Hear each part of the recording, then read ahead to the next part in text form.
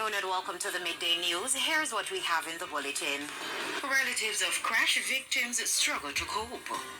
PSOJ's Crime Stop tip line to zoom in on cyber crimes. And later in sports, 3 matches scheduled for Ray and Nephew Premier League today. Thank you for joining us. I'm Kerry Ann Simpson. Here are the details. The relatives of the victims of a deadly crash on the PJ Patterson Highway on Sunday are still trying to come to terms with the incident. In the midst of their grief, they're calling on the authorities to address what they have described as shortcomings in the health sector. Janela Precious has the details in this TVJ News follow-up.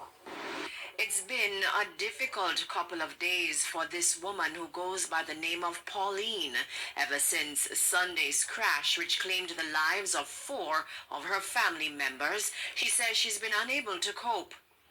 I'm not holding up right now.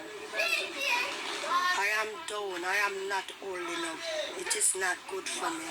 The crash happened on a section of the St. Catherine leg of the PJ Patterson Highway. According to reports, 27-year-old Andre McLeish lost control of the Pro Box he'd been driving, which hit a median and overturned. It's further reported that the passengers were in the process of disembarking the vehicle when a 2022 black Mercedes-Benz, driven by a Manchester resident, collided in the vehicle and the nearby passengers. McLeish, 22-year-old Taisha Manhart, 29-year-old Wendy Lamy, and 8-year-old Troy Stewart died, while 3 others were hospitalized. Relatives are upset about the police's handling of the situation. The people in beg, wave down vehicle and put them in there. So what the policeman did say? You can't touch them. They're also taking issue with the treatment of their loved ones at hospital. When my granddaughter go there and our head hurt, them say them now no scan. They have nothing to do no scan. I said to them, say, okay, you have not, we got a transfer to the university hospital. The lady said them now no ambulance. 11 people were reportedly traveling in the Pro Box. Police have concluded that the driver of the Mercedes-Benz, which slammed into it, was speeding. I will need light. It need light. And you cannot drive on a long stretch of road like that without the light. They must have accident, no matter what them do. Them have accident. Janela Precious, TVJ News. With the high incidence of cybercrime, the PSOJ's tip line Crime Stop will be getting some attention with its renewed partnership with the National Commercial Bank. Shimela Pullen has the details. Since its establishment in 2008, the PSOJ's tip line Crime Stop has been reaping success. Through our anonymous tip platforms over the past 35 years, we have played a key role in solving 33,162 cases, leading to 2,953 arrests, the recovery of stolen property valued at $336 million, the dismantling of criminal networks, and most importantly, the prevention of crimes before they occur. But over time, crime has evolved to now include violations in cyberspace. A 2024 study by the Bank of Jamaica revealed that internet banking fraud, for example, has skyrocketed by 890.6% since 2020. It's among the reasons why the National Commercial Bank has renewed its partnership with Crime Stop as it seeks to help reduce incidents of cybercrimes.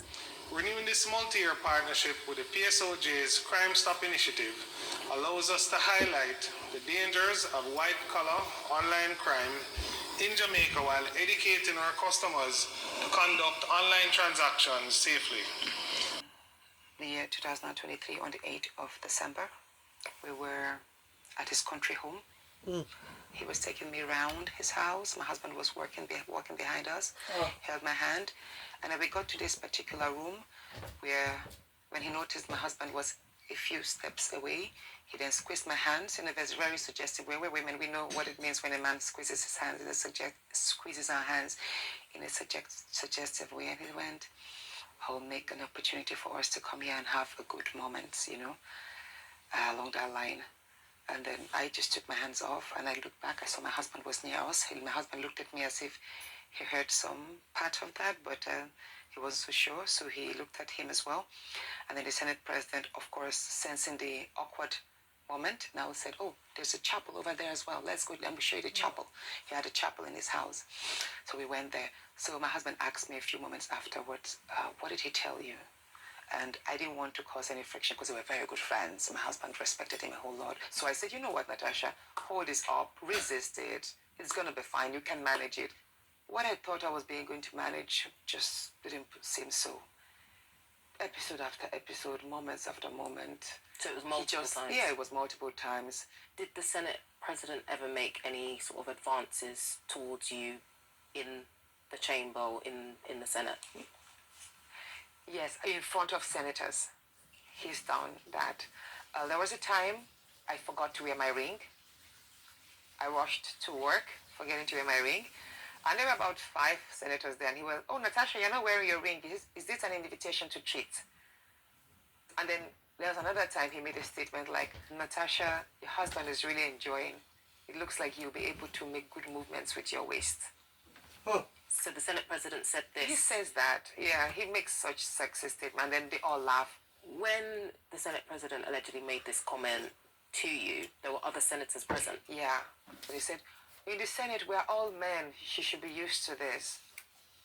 How did the other senators respond to that? Just laugh. The culture of shaming a woman who dare speak.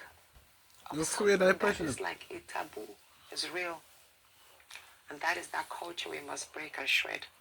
So when you presented your petition for sexual harassment, it was dismissed by the Senate on procedural grounds. They said it was inadmissible because you signed it yourself. Were you aware that this was a requirement? No. They said that I had no right to sign the petition myself. I am not supposed to sign my petition because a senator is receiving petitions from her or his constituents.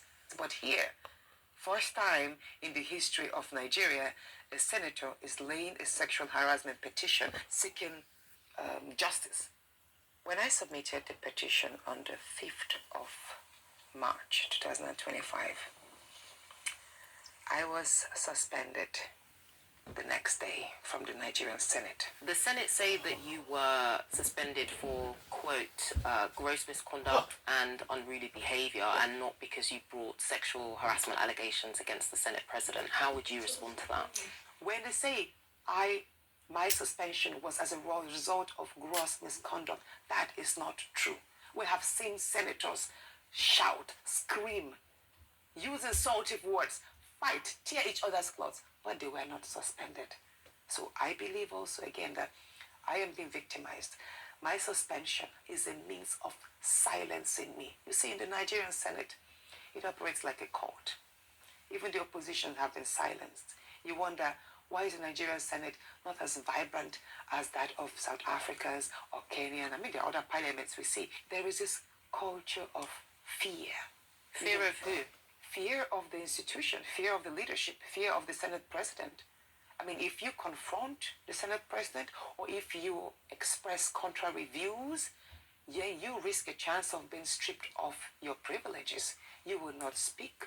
If you are a member of certain committees, like what happened to me, you would be removed. You will be sidelined of very important programs that you think could help project your own expertise. You will be cut off a lot of privileges. And that is undemocratic. You've spoken about the intimidation that you faced and victim shaming. What kind of impact has all of this had on you? People don't understand what it means to carry this. Maybe we don't talk about it enough in Nigeria, maybe in Africa. I just wanted a place where I would just work. I thought the worst was over. I thought the worst was over. Just that. But I guess for a woman, it's never really over, right? Oh. I should be seen as a colleague, a senator. I should be given my due respect, my rights in that space. But to have to be faced with that, I think it's wrong. But I'm glad, no matter what, I have the courage to speak up, and I believe this, what I've done, will accord more women the courage to speak up. Are you worried about your safety at all? Oh, Of course I am. I must. And one of the conditions attached to my suspension is withdrawing my security. If I'm going grocery shopping, if I'm taking my kid on a walk, 'cause I have a 2-year-old, will I be killed? Will I be attacked? I have this just run through my head immediately. I mean, the response to the allegation has been huge. Did you expect this? I mean, it's quite divided what the response has been. Did you foresee this type of outcome? I focus on the positive statements and remarks that have come from the media. I appreciate the support I've gotten from Nigerians within the diaspora and even the international communities. I have gotten on daily basis calls from fellow parliamentarians of Africa, in Africa, women connecting with me and telling me they are experiencing the same thing in their parliament, even as MPs, but that they can't speak up. And they say, Natasha, do this for us.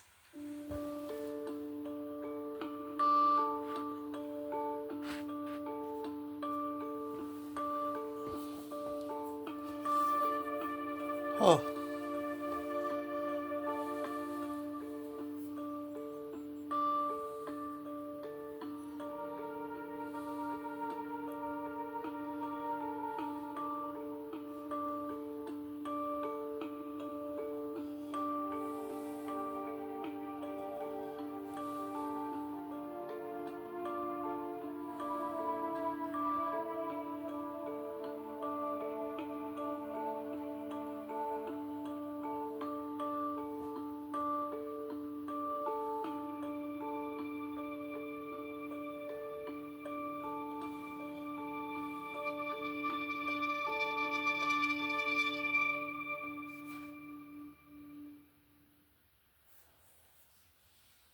Famine.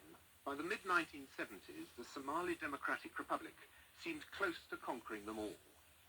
Under its authoritarian president, Siad Barre, the country appeared to have wealth, progressive infrastructure, adequate food, and a high standard of education and medication. Strategically situated on the Horn of Africa, it was being ruled by the Soviet Union, China, and the USA. The enterprising Somali population, a beautiful race descended from Arabs and North Africans, were quick to turn this aid into progress, for although mostly nomadic, they were good at business and adapting to new ways. In the late 19th century, the capital, Mogadishu, its name meaning seat of the Shah in ancient Persian, was being considered by the colonial powers. They all had designs on this region, commanding the southern approaches to the Suez Canal and important sea routes along the east coast of Africa. It was an easy takeover, for the Somali elders were happy to recommend being under the protection of any nation offering friendship, a characteristic which would one day prove a destructive cocktail.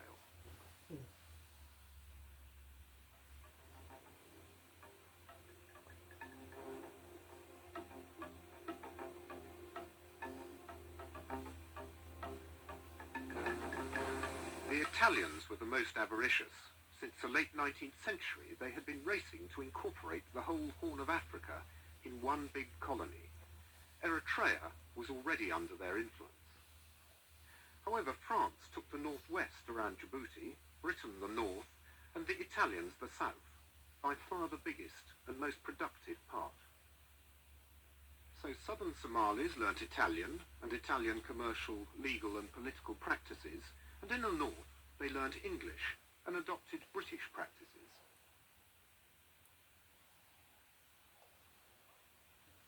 A Somali's first loyalty is to his sub-clan, then his clan, the basis of Somali culture, and these allegiances run deep. Minor disputes, once settled with clubs and spears, would assume horrific proportions with the introduction of modern automatic weapons. To the west, the nominally Christian Ethiopian Empire also had its eyes on Somaliland. They took over the Ogaden and Haud regions, which the Somalis considered their own. The dispute over these regions angered and intimidated future President Siad Barre.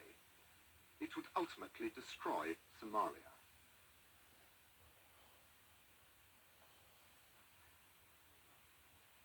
But anti-colonial rumblings had started long before his birth, and being a Muslim country, it was religion which started them in 1898. Mohammed Abdullah Hassan, dubbed the Mad Mullah by the British troops, declared a jihad against the Christian invaders from Europe and Ethiopia. A master tactician, he could not be defeated. He died in the influenza epidemic of 1920, shortly after British bombers destroyed his fort at Tella. The dream of a united Somalia temporarily died with him. With Somali resistance broken, the Italians developed plantations around the only two areas where there are permanent rivers, the valleys of the Shabelle and the Juba.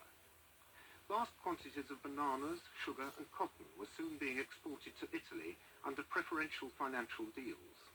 By the 1970s, bananas alone contributed 35% of Italian Somaliland's export earnings. The British, however, were less inclined to invest in a protectorate which they saw mainly as a source of food for their more important garrison across the straits in Aden. In August 1940, the Italians captured British Somaliland, but 7 months later, Commonwealth forces retook the territory, gaining Italian Somaliland, the Haud, and the Ogaden in the process.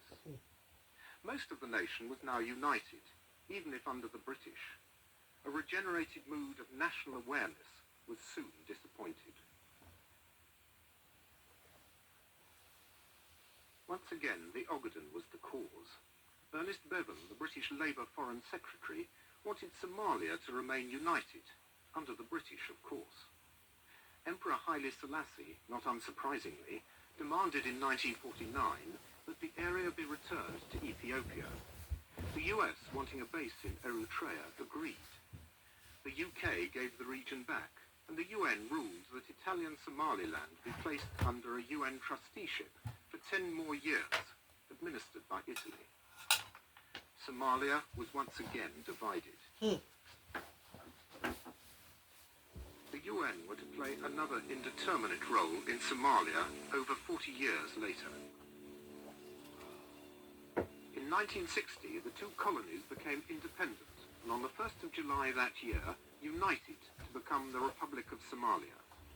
At last, there was a prospect of a united, prosperous country, run by the Somalis themselves. But many Somalis had divided loyalties between clans, generations, and colonial influences. The armies marched differently. The legal and commercial procedures differed. And what would the official language be? Not Somali, there was no alphabet. English, Arabic, or Italian? Adan Abdul Osman and his Prime Minister, Abdul Rashid Ali Sharmake, began to lay the framework for what will become a successful democracy. It worked. Why it worked is because people felt that the partitions can be changed through multi-party system. So in fact the people, or I should say not the people who matter in the towns, who know what politics is, felt that through this political party they can change any leader they want. Meanwhile, a little-known army commander named Mohammed Siad Barre was becoming influential. Siad Barre, I think, with all certainty I can say, felt that he was the reincarnation of Mohammed Abdullah Hassan. Absolute reincarnation. More elections took place in 1968, won by Sharmake, an almost unique instance of a constitutional change of power in post-colonial Africa. It could not last. In 1969, President Sharmake went on a mercy mission to the northeast. He never returned. When a head of state is assassinated, it is very rare that there is not a political motive or a political explanation, but it may be well below the surface, it may be obscured because of the interests of the parties or the importance of the parties concerned. It's easy to believe the current story that a demented soldier made a decision unrelated to political reality for personal or local reasons. But of course, we live in a period now when archives are being opened, and there is little doubt in my mind that the opening, for example, of the KGB archives will reveal a greater depth to these issues and may throw some light in what historians have suspected was an implication, an involvement in Siad Barre's coup d'etat. It has been mentioned as a possibility by several writers, and no one else to date has produced the hard evidence. That may now be possible. A few days later, on the 21st of October 1969, Radio Mogadishu announced that Major General Siad Barre had staged an allegedly bloodless coup. Relentlessly making decisions, he quickly consolidated his position. Proclaiming himself president, he abolished the National Assembly and personally headed an appointed 25-member Supreme Revolutionary Council. Initially, the people supported him. Born in the Ogaden, he was an anti-colonialist. Many who hadn't supported the coup were detained, including then-Colonel Mohammed Farah Aidid, who had always distrusted Barre. An affiliation. It was a refreshing break with tradition, but it would not last. Barre, then gaining aid by cleverly setting superpower against superpower, was trying to turn Somalia into a modern state. While the Russians provided arms and advisors, Chinese money and loaned workers built roads into the interior and along the coast, linking towns that had never before been easily accessible. His scientific socialism was not dogmatic and instilled a feeling of optimism. His limited nationalization was also initially unauthoritarian. I believe the Siad Barre never bothered to read what scientific source. Barbados, island country in the southeastern Caribbean Sea, situated about 100 miles east of St. Vincent and the Grenadines. Roughly triangular in shape, the island measures some 21 miles from northwest to southeast and about 114 miles from east to west at its widest point. The capital and largest town is Bridgetown, which is also the main seaport. Barbados was inhabited by its indigenous peoples, Arawaks and Caribs, prior to the European colonization of the Americas in the 16th century. Barbados was briefly claimed by the Spanish, who saw the trees with the beard-like feature. Empire from 1532 to 1620. The island was English and later a British colony from 1625 until 1966. Since 1966, it has been a constitutional monarchy and parliamentary democracy, modeled on the Westminster system, with Elizabeth II, Queen of Barbados, as head of state. Prehistory. Some evidence suggests that Barbados may have been settled in the 2nd millennium BC, but this is limited to fragments of conclip adzes found in association with shells that have been radiocarbon dated to about 1630 BC. Fully documented Amerindian settlement dates to between about 350 and 650 AD. The arrivals were a group known as the Saladoid Baroncoid from the mainland of South America. The second wave of settlers appeared around the year 800 and a third in the mid-13th century. This last group was politically more organized and came to rule over the others.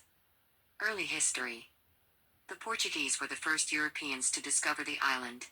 Portuguese navigator Pedro A. Campos named it Os Barbados.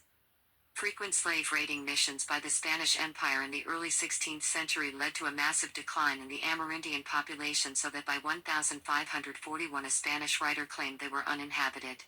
The Amerindians were either captured for use as slaves by the Spanish or fled to other, more easily defensible mountainous islands nearby. From about 1600 the English, French, and Dutch began to found colonies in the North American mainland and the smaller islands of the West Indies. Although Spanish and Portuguese sailors had visited Barbados, the first English ship touched the island on May 14, 1625, and England was the first European nation to establish a lasting settlement there from 1627. England is commonly said to have made its initial claim to Barbados in 1625, although reportedly an earlier claim may have been made in 1620. Nonetheless, Barbados was claimed from 1625 in the name of King James I of England. There were earlier English settlements in the Americas, and several islands in the Leeward Islands were claimed by the English at about the same time as Barbados. Nevertheless, Barbados quickly grew to become the third major English settlement in the Americas due to its prime eastern location. Early English settlement. The settlement was established as a proprietary colony and funded by Sir William Corden, a City of London merchant who acquired the title to Barbados and several other islands. So the first colonists were actually tenants, and much of the profits of their labor returned to Corden and his company. The first English ship, which had arrived on May 14, 1625, was captained by John Powell. The first settlement began on February 17, 1627, near what is now Holetown, by a group led by John Powell's younger brother, Henry, consisting of 80 settlers and 10 English laborers. The latter were young indentured laborers who, according to some sources, had been abducted, effectively making them slaves. Corden's title was transferred to James Hay, 1st Earl of Carlisle, in what was called the Great Barbados Robbery.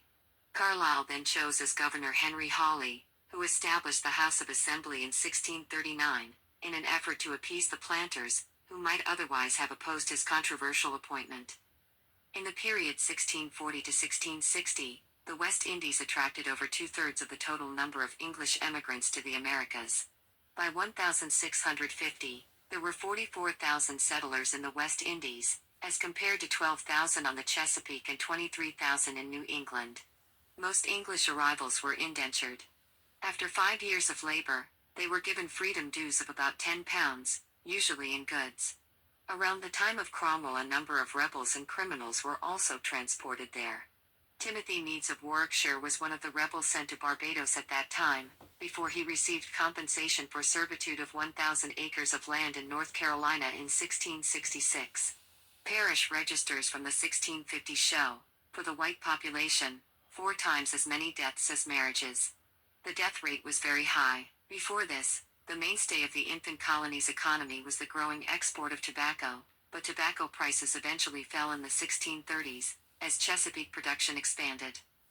England's Civil War. Around the same time, fighting during the War of the Three Kingdoms and the interregnum spilled over into Barbados and Barbadian territorial waters. The island was not involved in the war until after the execution of Charles I, when the island's government fell under the control of royalists. To try to bring the recalcitrant colony to heel, the Commonwealth Parliament passed an act on October 3, 1650 prohibiting trade between England and Barbados, and because the island also traded with the Netherlands, further navigation acts were passed prohibiting any but English vessels trading with Dutch colonies. These acts were a precursor to the First Anglo-Dutch War. The Commonwealth of England sent an invasion force under the command of Sir George Ayscue, which arrived in October 1651. After some skirmishing, the Royalists in the House of Assembly led by Lord Willoughby surrendered. The conditions of the surrender were incorporated into the Charter of Barbados, which was signed at the Mermaids Inn, Oistins, on January 17, 1652. Sugar cane and slavery. Sugar cane cultivation in Barbados began in the 1640s, after its introduction in 1637 by Peter Blower. Initially, rum was produced, but by 1642, sugar was the focus of the industry. As it developed into the main commercial enterprise, Barbados was divided into large plantation estates which replaced the small holdings of the early English settlers as the wealthy planters pushed out the poorer. Some of the displaced farmers relocated to the English colonies in North America, most notably South Carolina. To work the plantations, black Africans, primarily from West Africa, were imported as slaves in such numbers that there were 3 for every 1 planter. Increasingly after 1750, the plantations were owned by absentee landlords, living in Britain and operated by hired managers. The slave trade ceased in 1807 and slaves were emancipated in 1834. Persecuted Catholics from Ireland also worked the plantations. Life expectancy of slaves was short and replacements were purchased annually. The introduction of sugar cane from Dutch Brazil in 1640 completely transformed society and the economy. Barbados eventually had one of the world's biggest sugar industries.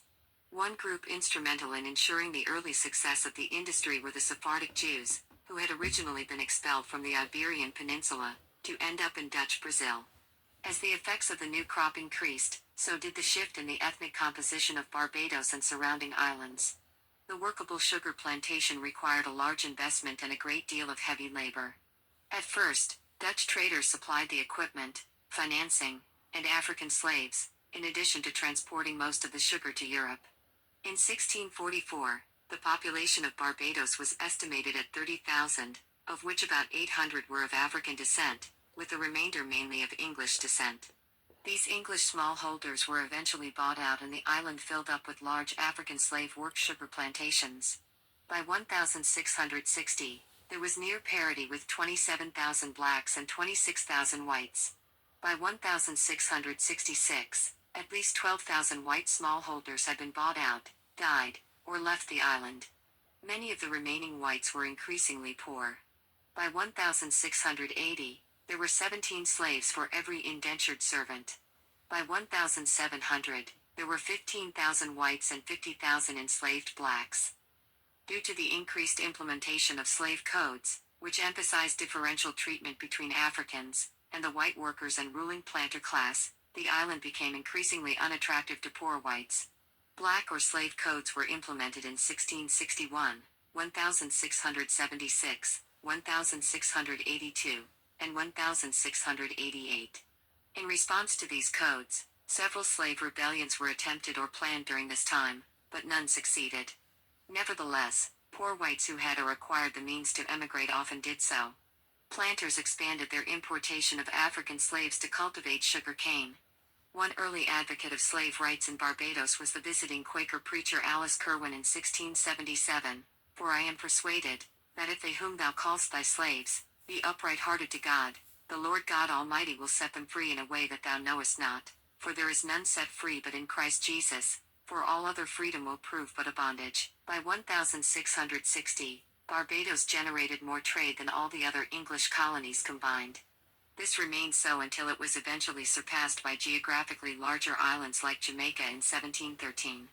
But even so, the estimated value of the colony of Barbados in 1730 to 1731 was as much as £5,500,000.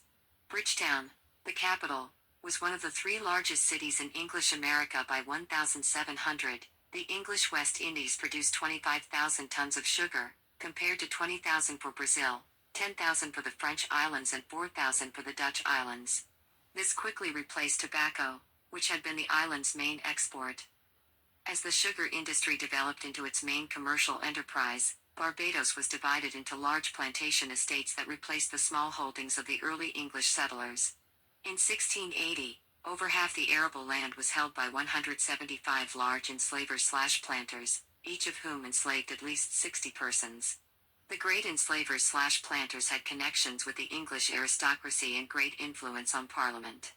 So much land was devoted to sugar that most foods had to be imported from New England. The poorer whites who were moved off the island went to the English Leeward Islands, or especially to Jamaica.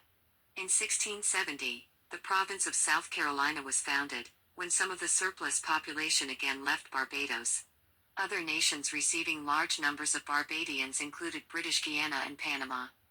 Roberts shows that enslaved persons did not spend the majority of time in restricted roles cultivating, harvesting and processing sugar cane, the island's most important cash crop. Rather, the enslaved were involved in various activities and in multiple roles, raising livestock, fertilizing soil, growing provisional crops, maintaining plantation infrastructure, caregiving and other tasks. One notable soil management technique was intercropping, planting subsistence crops between the rows of cash crops, which demanded of the enslaved skilled and experienced observations of growing conditions for efficient land use. Slaveholders often counted as married only the enslaved with mates on the estate. For example, the manager of Newton Estate recorded 20 women with co-resident husbands and 35 with mates elsewhere. Members of the latter group were labeled single, members of extended units, or mother-child units. Towards the abolition of slavery. The British abolished the slave trade in 1807, but not the institution itself.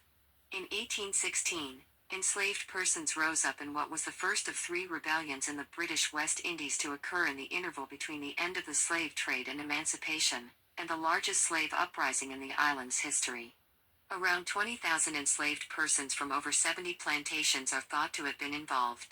The rebellion was partly fueled by information about the growing abolitionist movement in England, and the opposition against such by local whites.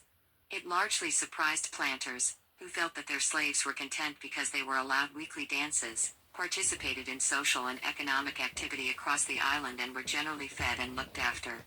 However, they had refused to reform the Barbados Slave Code since its inception, a code that denied slaves human rights and prescribed inhumane torture, mutilation or death as a means of control.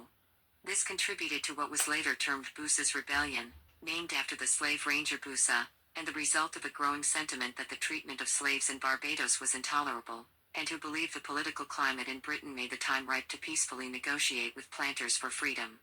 Boosa became the most famous of the rebellion's organizers, many of whom were either enslaved persons of some higher position or literate freedmen. One woman, Nanny Grigg, is also named as a principal organizer. Boosa's rebellion failed. The uprising was triggered prematurely, but the slaves were already greatly outmatched. Barbados' flat terrain gave the horses of the better armed militia the clear advantage over the rebels, with no mountains or forest for concealment. Slaves had also thought they would be supported by freed men of color, but these instead joined efforts to quell the rebellion. Although they drove whites off the plantations, widespread killings did not take place. By the end, 120 slaves died in combat or were immediately executed and another 144 brought to trial and executed. The remaining rebels were shipped off the island. In 1826, the Barbados legislature passed the Consolidated Slave Law, which simultaneously granted concessions to the slaves while providing reassurances to the slave owners.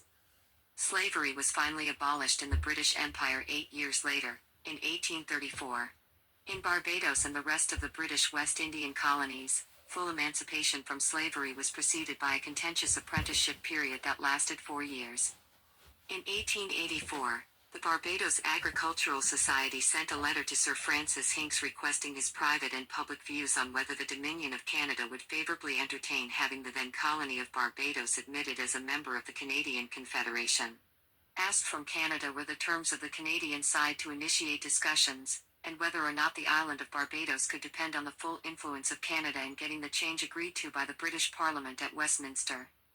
Towards decolonisation.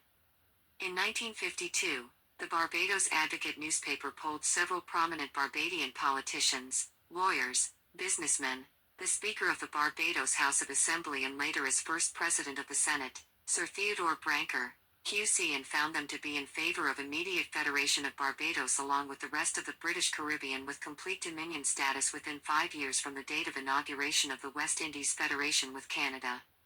However, plantation owners and merchants of British descent still dominated local politics, owing to the high income qualification required for voting. More than 70% of the population, many of them disenfranchised women, were excluded from the democratic process. It was not until the 1930s that the descendants of emancipated slaves began a movement for political rights. One of the leaders of this, Sir Grantley Adams, founded the Barbados Progressive League in 1938, which later became known as the Barbados Labour Party. Adams and his party demanded more rights for the poor and for the people, and staunchly supported the monarchy. Progress toward a more democratic government in Barbados was made in 1942, when the exclusive income qualification was lowered and women were given the right to vote. By 1949, governmental control was wrested from the planters, and in 1953 Adams became Premier of Barbados. From 1958 to 1962, Barbados was one of the 10 members of the West Indies Federation, a federalist organization doomed by nationalist attitudes and the fact that its members, as British colonies, held limited legislative power. Grantley Adams served as its first and only premier, but his leadership failed in attempts to form similar unions, and his continued defense of the monarchy was used by his opponents as evidence that he was no longer in touch with the needs of his country. Errol Walton Barrow, a fervent reformer, became the people's new advocate. Barrow had left the BLP and formed the Democratic Labour Party as a liberal alternative to Adams' conservative government.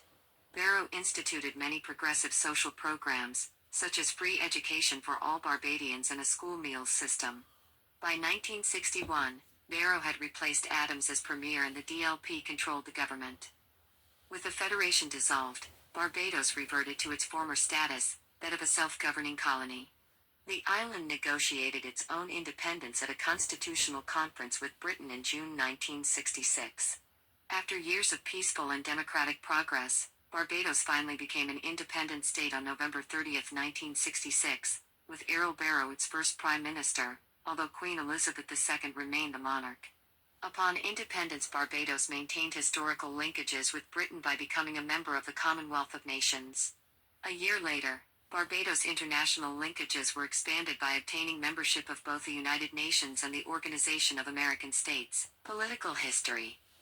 Carrington examines politics during the American Revolution, revealing that Barbadian political leaders shared many of the grievances and goals of the American revolutionaries, but that they were unwilling to go to war over them. Nevertheless, the repeated conflicts between the Island Assembly and the royal governors brought important constitutional reforms which confirmed the legislature's control over most local matters and its power over the executive. From 1800 until 1885, Barbados then served as the main seat of government for the former British colonies of the Windward Islands. During that period of around 85 years, the resident governor of Barbados also served as the colonial head of the Windward Islands. After the government of Barbados officially exited from the Windward Island Union in 1885, the seat was moved from Bridgetown to St. George's on the neighboring island of Grenada, where it remained until the territory of the Windward Islands was dissolved. Soon after Barbados' withdrawal from the Windward Islands, Barbados became aware that Tobago was going to be amalgamated with another territory as part of a single state. In response, Barbados made an official bid to the British government to have neighboring island Tobago joined with Barbados in a political union. The British government, however, decided that Trinidad would be a better fit and Tobago instead was made a ward of Trinidad. African slaves worked on plantations owned by merchants of English and Scottish descent. It was these merchants who continued to dominate Barbados politics, even after emancipation, due to a high income restriction on voting. Only the upper 30% had any voice in the democratic process.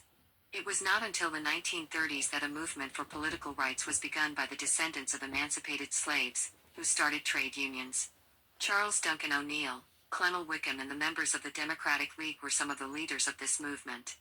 This was initially opposed by Sir Grantley Adams, who played an instrumental role in the bankruptcy and shutdown of the Herald newspapers, one of the movement's foremost voices. Adams would later found the Barbados Progressive League in 1938, during the Great Depression. The Depression caused mass unemployment and strikes, and the standard of living on the island fell drastically. With the death of O'Neill and the demise of the League, Adams cemented his power, but he used this to advocate for causes that had once been his rivals, including more help for the people, especially the poor. Finally, in 1942, the income qualification was lowered. This was followed by the introduction of universal adult suffrage in 1951, and Adams was elected as Premier of Barbados in 1958. For his action and leadership, Adams would later become a national hero. From 1958 to 1962, Barbados was one of the 10 members of the West Indies Federation, an organization doomed to failure by a number of factors, including what were often petty nationalistic prejudices and limited legislative power. Indeed, Adams's position as Prime Minister was a misnomer, as all of the Federation members were still colonies of Britain. Adams, once a political visionary and now a man whose policies seemed to some blind to the needs of his country, not only held fast to his notion of defending the monarchy but also made additional attempts to form other Federation-like entities after that union's demise. When the Federation was terminated, Barbados reverted to its former status as a self-governing colony, but efforts were made by Adams to form another federation composed of Barbados and the Leeward and Windward Islands. Errol Walton Barrow was to replace Grantley Adams as the advocate of populism, and it was he who would eventually lead the island into independence in 1966. Barrow, a fervent reformer and once a member of the Barbados Labour Party, had left the party to form his own Democratic Labour Party, as the liberal alternative to the conservative BLP government under Adams. He remains a national hero for his work in social reformation, including the institution of free education for all Barbadians. In 1961, Barrow supplanted Adams as premier as the DLP took control of the government. Due to several years of growing autonomy, Barbados, with Barrow at the helm, was able successfully to negotiate its independence at a constitutional conference with the United Kingdom in June 1966. After years of peaceful and democratic progress, Barbados finally became an independent state and formally joined the Commonwealth of Nations on November 30, 1966, Errol Barrow serving as its first prime minister. Confederations and union proposals. A number of proposals have been mooted in the past to integrate Barbados into neighboring countries or even the Canadian Confederation. To date, all have failed, and one proposal led to deadly riots in 1876, when Governor John Pope Hennessy tried to pressure Barbadian politicians to integrate more firmly into the Windward Islands. Governor Hennessy was quickly transferred from Barbados by the British Crown. In 1884, attempts were then made by the influential Barbados Agricultural Society to have Barbados form a political association with the Canadian Confederation. From 1958 to 1962, Barbados became one of the 10 states of the West Indies Federation. Lastly, in the 1990s, a plan was devised by the leaders of Guyana, Barbados, and Trinidad and Tobago to form a political association between those three governments. Again, this deal was never completed, following the loss of Sir Lloyd Erskine Sandiford in the Barbadian general elections. What the is Arab? It's the purest drink on the planet, loved by over 10 million people because it flavors pure water without adding a thing to it. How? In 1900, at the very tail end of Queen Victoria's long reign, in the Gold Coast, modern-day Ghana, West Africa, a British governor demanded to sit on a stool to show his authority over the local Ashanti people. But the problem was that this was no ordinary stool. Inlaid with gold, it was not merely a political throne, but a sacred symbol too. And his demand would ignite a rebellion not led by a king or a general, but by a 60-year-old Queen Mother. Oh. This is the story of the War of the Golden Stool. The war, fought in 1900, was the fifth and final conflict between the West African Kingdom of the Ashanti and the British Empire. And whilst British redcoats fighting in the jungle might spring to mind, most of the British troops in this war, apart from the officers and NCOs, were actually local Africans from Britain's neighbouring colonies. The Kingdom of the Ashanti in modern-day Ghana was actually a sophisticated confederation of tribes established in the early 18th century by their first king, Osei Tutu. He developed a highly disciplined army that became the scourge of his neighbours, and the Ashanti became the dominant power in that part of West Africa. Early on in his reign, during a gathering, the high priest called down the golden stool from heaven. Supposedly, the stool landed, gently, in the king's lap, confirming his authority as leader of the confederation. As its name suggests, it was inlaid with gold. But it wasn't the precious metal that made it worth fighting a war over. Stools in Ashanti culture were a symbolic right to lead, but the golden stool was more than that. It was the spiritual link between the living, the dead, and those to come, as well as between the king and his people, and between each clan and the state. Whoever controlled the stool effectively controlled the state. The British presence on the Gold Coast of West Africa had originally been confined to a series of forts on the coast, from where they transported slaves across the Atlantic. And many of those slaves were supplied from prisoners captured in their wars by the Ashanti. The first clash between the two sides came in the 1820s, when the Ashanti tried to extend their control all the way to the coast, including those forts. That very first war had ended in Ashanti triumph, with the British governor, Sir Charles McCarthy, killed, and his head taken to the Ashanti capital of Kumasi, where his skull became part of a gold-rimmed drinking cup. Before I go on, I just want to thank HelloFresh for sponsoring today's show. Now, I recently discovered them at the border with the British colony of the Gold Coast. However, the war then ended in stalemate, with both sides losing more men to disease than to fighting. The Third Anglo-Ashanti War, which began in 1873, saw British General Sir Garnet Wolseley march all the way to Kumasi, winning several battles en route, before ransacking and burning a large part of the capital. The two sides agreed a peace treaty, and Wolseley returned to the coast and a career that would include the commanding of the British conquest, in all but name, of Egypt, and the failed expedition to rescue Charles Gordon in Khartoum. The Ashanti, having agreed to pay reparations of 50,000 ounces of pure gold, continued to live outside the British Empire. However, the Confederation could not escape the growing European scramble for Africa, And it wasn't just the British who were eyeing up their lands. To the west, the French were closing in on their borders as they expanded their colony in the Ivory Coast. At the same time, to their east, the Germans had established the colony of Togoland. If that worried the Ashanti, it certainly worried the British. Not only did they consider the Ashanti, after 3 wars, as sort of part of their sphere of influence, but they also wanted to prevent their European rivals getting their hands on the Ashanti's palm oil and mineral resources. Following a series of civil wars between rival claimants to the throne, PemPey I was finally crowned King of the Ashanti in 1888. For the next 8 years, he played a diplomatic game trying to ward off the Europeans, in particular the British, who wished to establish a protectorate over his kingdom. Now, I don't want to get into the history or the finer points of protectorates, but at a top line, they were a popular tool for Europeans to extend their control during the late 19th and early 20th centuries, not just in Africa, but in Asia too. Fundamentally, the European power would offer to protect a weaker state in exchange for control over their external and indeed some internal affairs. Normally, they placed a diplomat in the capital who wielded considerable influence and indeed power over the local ruler. So, whilst nominally independent, a protectorate had lost considerable sovereignty and couldn't act against their protector's wishes, in particular making treaties with other countries. They were a colony in all but name. A point that was not lost on the Ashanti king, who politely but deftly swatted away British requests until 1896. In that year, the British finally lost patience and dispatched an expeditionary force under Robert Baden-Powell, future founder of the Boy Scout movement, to Kumasi to convince PemPey that a British protectorate was a great idea after all. They also pointed out that the reparations agreed way back in 1874 still hadn't been paid in full.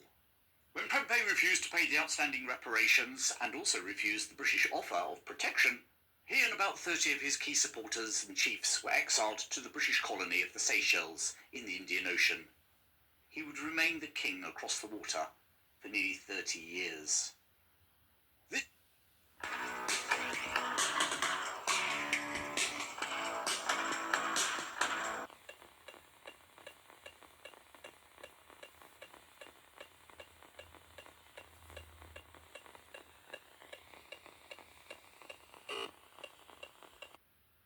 Fourth Anglo-Ashanti War, which was hardly a war at all, resulted in the British establishing their desired protectorate, and a diplomat called Resident installed in Kumasi. This resident, Cecil Armitage, also built a fort in the Ashanti capital, which was garrisoned by a small force of British African troops, principally from Nigeria. Unsurprisingly, the Ashanti resented the removal of their king and the enforcement of this British protectorate. But whilst the British believed that they were in charge, the Ashanti begged to differ. The king may be exiled, but the very symbol of the nation was still very much at large, the golden stool. The Ashanti saw the potency of the golden stool to their resistance to British rule, and the British saw it likewise. Outside of their control, it was a symbol of resistance. In their clutches, it symbolically would tell the Ashanti people who was the new boss in town. So the British resident now set out on an almost holy grail search for the golden stool, whilst the Ashanti kept one step ahead, moving it to secret locations. Finally, after searching in vain, Cecil Armitage contacted his boss, the governor of the Gold Coast, Sir Frederick Hodgson, asking him to add his weight in the matter. 49-year-old Hodgson was the son of a Dorset rector and was the former Postmaster General in British Guiana, now Guyana, who had been in West Africa for well over a decade. In 1888, he was appointed Colonial Secretary of the Gold Coast, effectively Deputy Governor, before stepping up to the top job 10 years later. Now, with that experience, you might think that he would understand the Ashanti and their feelings towards the golden stool. However, Hodgson was a man very much of his age, bombastic, grave, and full of both his own superiority and that of the empire he served. Arriving in Kumasi with his wife and a small guard, on the 25th of March 1900, he addressed the leaders of the Ashanti dignitaries, and whilst they politely listened, he lectured them with these words. "Your King PemPey I is in exile and will not return to the Ashanti. His power and authority will be taken over by the representative of Queen Victoria. The Queen is entitled to the stool. She must have it. Whilst hectoring in tone, his demand probably wasn't a shock to the Ashanti. After all, they knew the British wanted the golden stool. That's why they had been successfully hiding it from them. But it was what he said next that would lead to a war. A war that would cost hundreds of lives. Hodgson continued, "Where is the golden stool? I am the representative of the paramount power. Why have you relegated me to this ordinary chair? Why did you not take the opportunity of me coming to Kumasi to bring the golden stool to me to sit upon?" His demand was met by a stunned silence. No one sat on the golden stool, not even their king. It was a sacred object. And now this mere governor, on behalf of Queen Victoria, wanted to plonk his white backside on it. You can imagine what was going on in the minds of the gathered Ashanti. Incredibly, based upon that faux pas, the meeting ended quietly and peacefully. But Hodgson had completely failed to read the room. That night, the shocked and angry Ashanti chiefs met to discuss the demand. And whilst they debated and debated and debated, a woman took to the floor and galvanised them into action. Ya Asantewa was the Queen Mother of Ajusi, one of the village states in the Ashanti Confederation. Now in her 60s, she goaded the men into resistance with a speech that rivals Queen Elizabeth I's speech to her troops before the Spanish Armada. How can a proud and brave people like the Ashanti sit back and look while white men take away their king and chiefs and humiliate them with demands for the golden stool? The golden stool only means money to the white man. They've searched and dug everywhere for it. She continued, "If you, the chiefs of the Ashanti, are going to behave like cowards and not fight, you should exchange your loincloths for my undergarments." Ouch! What would you do if you were a chief? She then grabbed a rifle and fired it into the air and declared war on the British. The War of the Golden Stool had started. Now, whether they were in awe, inspired, or simply shocked, we don't know. But after that display, the assembled men appointed Ya Asantewa as their military commander, a role traditionally filled by men. The resulting war goes by several names. Technically, it was the 5th Anglo-Ashanti War. The British also called it the 3rd Ashanti Expedition, seeing as 2 of the previous conflicts had been defensive wars following Ashanti invasions of the Gold Coast. But to many Ashanti and Ghanaians, it is known as the Ya Asantewa War. Now, apart from haranguing the chiefs and firing a rifle over their heads, this African Joan of Arc had another trick to galvanise the men into action. She urged women to withhold sex from their husbands unless they agreed to fight.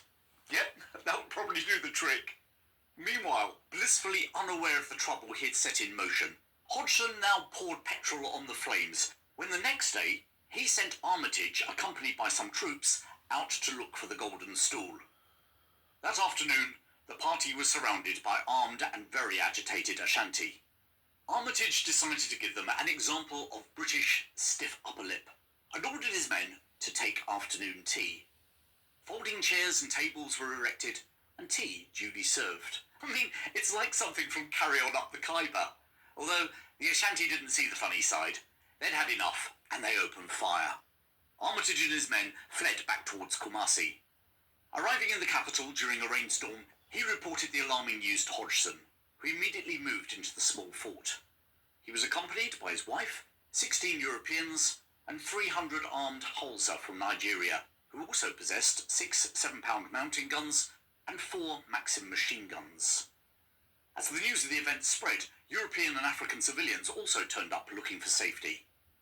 Whilst they had the numbers, the Ashanti were, rather wisely, cautious of the narrow front on which they would have to attack, and even more so, the carnage that those Maxims could inflict upon them.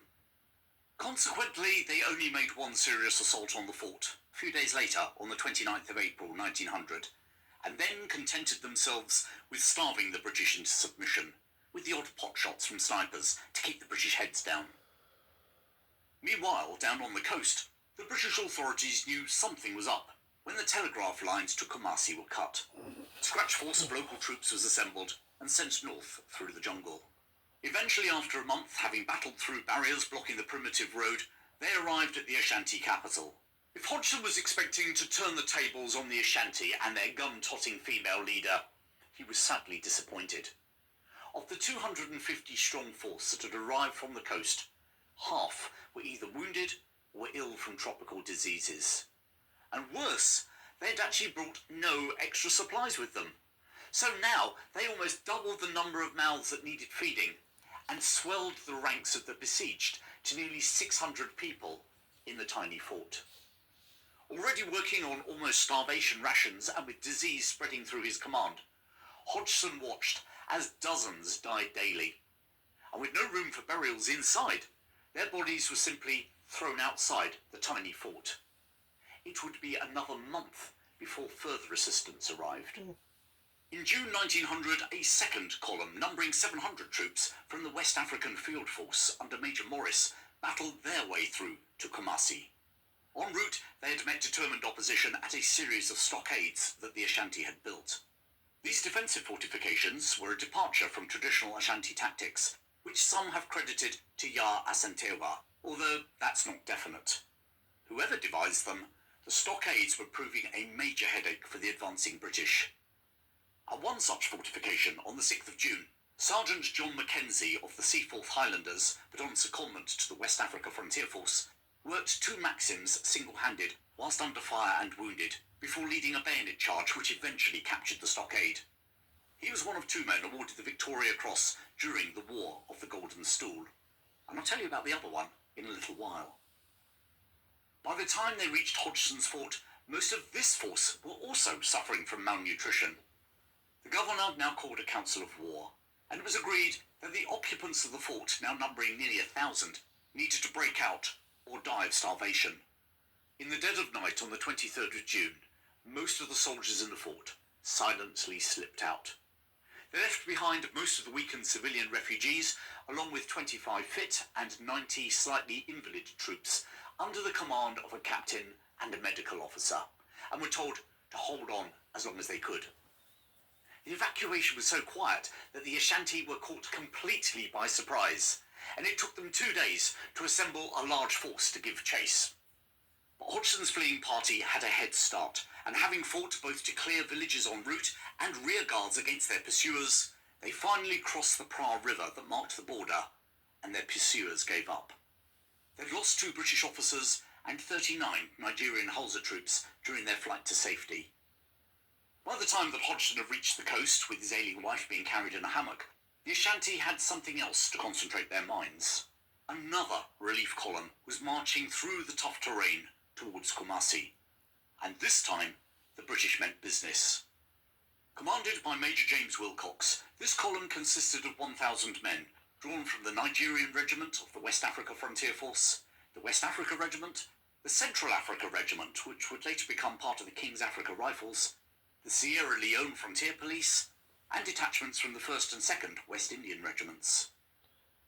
Born in India in 1857, where his father was serving in the East India Company Army, Wilcox was a tough veteran of wars in Afghanistan, Sudan, Burma, and the Waziri expedition on the northwest frontier of India. He'd been in command of the West Africa Field Force since 1898, and had confidently, if not bullishly, announced that he would enter Kumasi on the 15th of July, the day that the tiny garrison's food supplies were predicted to run out. To assist him in his endeavour, apart from his 1,000 fighting men, he also had 6 artillery pieces and 6 Maxim machine guns. This was some firepower against the Ashanti, who, whilst numerically superior, and many were armed with rifles, which they fired with impressive accuracy, were not the fighting force that Garnet Wolseley had encountered back in the 1870s. The confident Wilcox insisted on using bayonet charges to clear the stockades, and on one occasion, at Kokofu, his cavalier tactics rebounded on him, as his force were initially repulsed, losing over 80 men, mainly wounded. By the time his Yoruba troops re-entered the stockade, they found it deserted. That, however, was his only setback, as his column relentlessly moved through the jungle towards the Ashanti capital, finally arriving on the 15th of July. just as he had promised. The garrison was so feeble that they couldn't even cheer his arrival, and many could barely stand. Having secured Kumasi, Major Wilcox immediately sent out flying columns to secure the remaining stockades. On the 30th of September, the final stockade at Obasa felled yet another bayonet charge, this time led by Captain John Mellis. The officer, who was serving in the North Nigeria Regiment, which was part of the West Africa Frontier Force, was awarded the second Victoria Cross of the campaign. Back in London, the Colonial Secretary, Joseph Chamberlain, announced the news of the Ashanti defeat. However, with the Boer War and the Boxer Rising in China in full flow, many MPs hardly bothered to comment. Although the young firebrand Liberal MP for Carnarvon, David Lloyd George, questioned why so much money had been spent and so many lives had been lost for the sake of a golden stool. He also questioned whether Governor Hodgson had requested the golden stool with government approval, or whether the whole war had been the result of his arrogance and ignorance. And Lloyd George was right to question both the morality of the war and its cost. British casualties, dead and wounded, numbered just over 1,000, and whilst figures for the Ashanti have been hard to determine, it's thought to number 2,000. The Kingdom of the Proud Ashanti was annexed into the British Empire as a crown colony in 1901. Yar Asentewa was exiled to the Seychelles, along with another 30 senior Ashanti chiefs and leaders. The warrior Queen Mother would die on the Indian Ocean Islands in 1921, having never seen her homeland again. She is regarded as a national hero, or heroine, in Ghana to this day. And what happened to some of those characters who we've encountered in this story? Well, Sir Frederick Hodgson was moved sideways to become Governor of Barbados, which possibly indicates that the British government shared Lloyd George's views on his responsibility for starting the war. He died in 1925, aged 73. James Wilcox would go on to serve as a general on the Western Front during the First World War. Despite being in his 60s, he would twice be mentioned in dispatches. Finally becoming Governor of Bermuda, he died in 1926. Of the two men awarded the Victoria Cross, both Captain John Mellis and Sergeant John Mackenzie would also serve in the First World War. Mellis, rising to the rank of Major General in the Indian Army, would be hospitalised during the campaign in Mesopotamia, modern-day Iraq, and was captured at the Fall of Kut. He spent the rest of the war as a Turkish prisoner.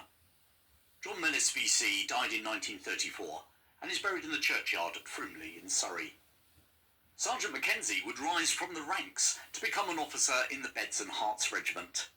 Major John Mackenzie VC was killed leading his men over the top on the Western Front in 1915. King PemPey I of the Ashanti was finally allowed to return home in 1924, after 28 long years in exile. He would continue his reign until his death in 1931. He was succeeded as monarch by his nephew, PemPey II. And what of the golden stool that had sparked this whole war? Well, it remained hidden, and the British would never get their hands, let alone their bums, on it. In 1921, the British finally renounced their claims to the golden stool. And somewhat ironically, just when it was finally safe from the British, it was discovered by some African workmen who proceeded to strip it of some of its precious metal. Tried according to local custom, they were sentenced to death, only for the British to intervene and banish the culprits into exile instead. Eventually brought out of hiding, the golden stool was used at the coronation of PemPey II. The monarchs of the Ashanti continue to reign to this day inside Ghana and continue to act as custodians of the golden stool.